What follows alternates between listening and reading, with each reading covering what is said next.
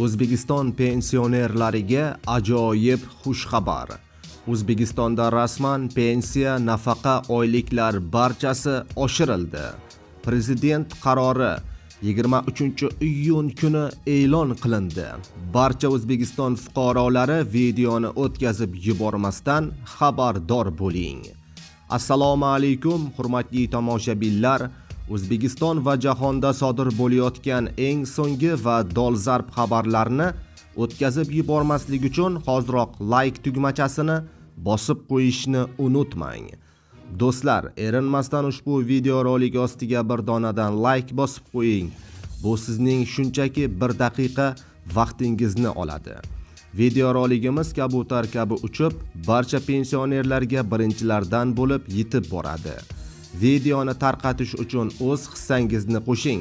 Savobga siz ham sherik bo'ling. Diqqat qiling. 1-iyuldan boshlab pensiya va nafaqalar miqdori, 1-sentyabrdan esa oyliklar oshadi. Prezident farmoniga muvofiq 2026-yil 1-iyul sanasidan e'tiboran pensiya va nafaqalar miqdori 7% ga oshirildi. Endi 1-sentyabr sanasidan boshlab budjet tashkilotlari xodimlarining ish haqqi, stipendiyalar miqdori 7% ga oshiriladi. Ya'ni 1-sentyabr sanasidan e'tiboran mehnatga haq to'lashning eng kam miqdori ham oyiga 1,360,000 so'm etib belgilanadi. Bazaviy hisoblash miqdori esa 440,000 so'mga yetadi.